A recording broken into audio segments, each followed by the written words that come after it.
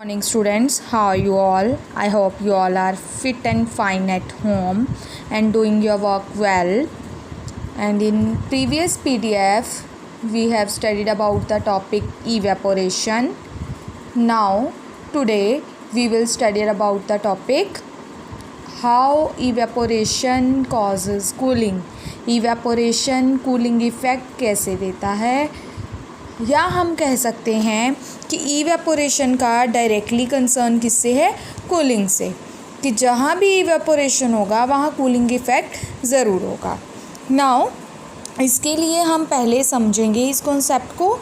तो इसमें क्या है, कुछ हम रीजनिंग क्वेश्चन इस पर बेस्ड कर चुके हैं, पहले भी लिखवा चुकी हूँ आपका रिटन वर्क में।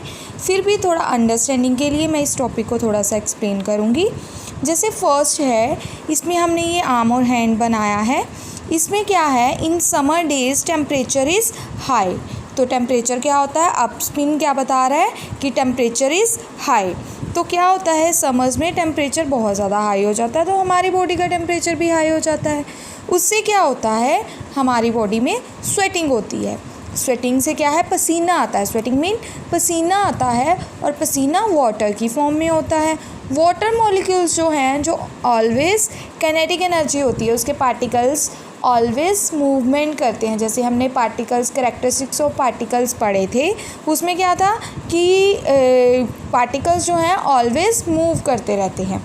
अब इसमें क्या है, जब पार्टिकल्स मूव करते रहते हैं तो वो क्या करते हैं, हमारी बॉडी में से हीट एनर्जी को गेन करते हैं, और उस हीट एनर्जी को किस में कन्वर्ट हो जाता है, वेपर्स की फॉर्म में कन्वर्ट हो जाता है।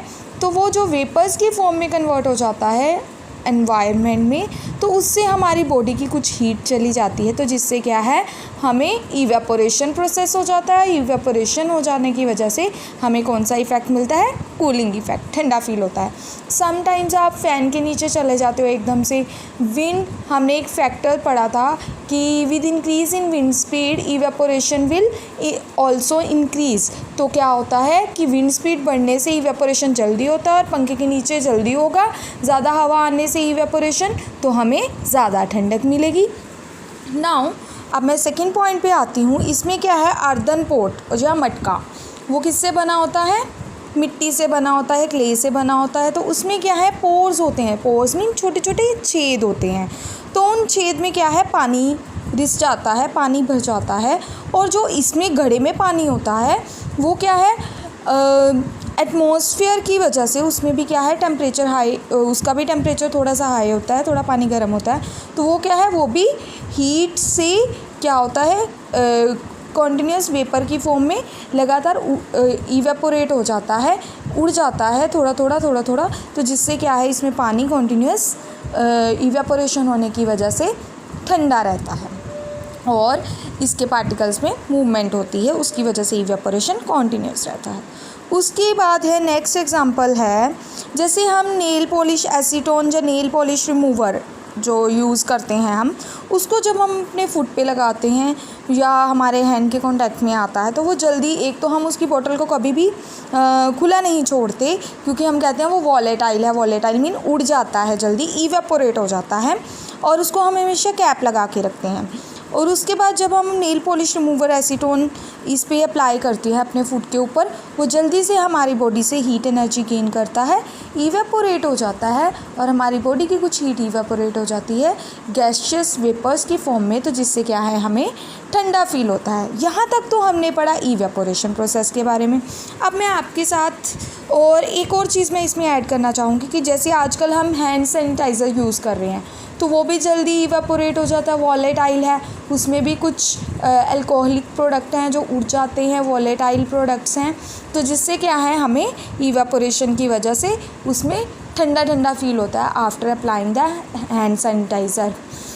और अब मैं फोर्थ, अब तक हमने थर्ड तक पढ़ा था इवेपोरेशन कॉन्सेप्ट। अब हम पढ़ेंगे कंडेंसेशन प्रोसेस।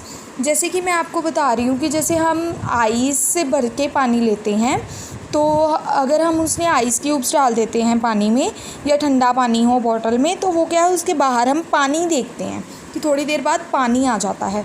वो थोड़ी देर बाद पानी कहाँ से आता है, अंदर का पानी रिस के बाहर आ जाता है। नो, क्या होता है इसमें कंडेंसेशन प्रोसेस होती है। कंडेंसेशन प्रोसेस जैसे कि आपने पहली छोटी क्लासेस में भी पढ़ा था, 7th 8th में पढ़ा होगा कि the process of change of vapours into the liquid. उसमें क्या है, वेपर्स जो है लिक्विड फॉर्म में चेंज हो जाते हैं, तो उसको हम कौन सा प्रोसेस कहते हैं, कंडेंसेशन प्रोसेस। तो इसमें क्या है, एटमॉस्फेयर में हमें पता है कि water molecules, water vapours present होते हैं, तो वो क्या है, due to the condensation process, because atmosphere में जो है हीट होती है, जिससे क्या है वो इस ठंडे पानी के कॉन्टैक्ट में, इस कंटेनर के कॉन्टैक्ट में, या इस गिलास के कॉन्टैक्ट में, जब बॉटल के कॉन्टैक्ट में आएंगे, तो यहाँ से क्या है, उसको वेपर्स किस फॉर्म में चेंज हो जाएंगे, लिक्विड फॉर्म में। वाटर किस स्टेट में चेंज हो जाएंगे, लिक्विड फॉर्म में। और जो वाटर वेपर लिक्विड फॉर्म में चेंज हुए होंगे, तो वो क्या है, पानी की फॉर्म में हमें बाहर नज़र आएंगे।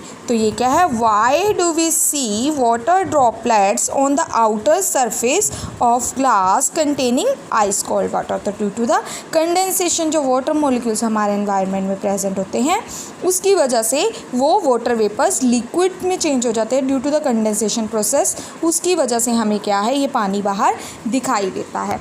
नेक्स्ट PDF में मिलेंगे हम, तब तक अच्छे से इस कॉन्सेप्ट को पढ़िए, घर पे रहिए, सुरक्षित रहिए। Thank you.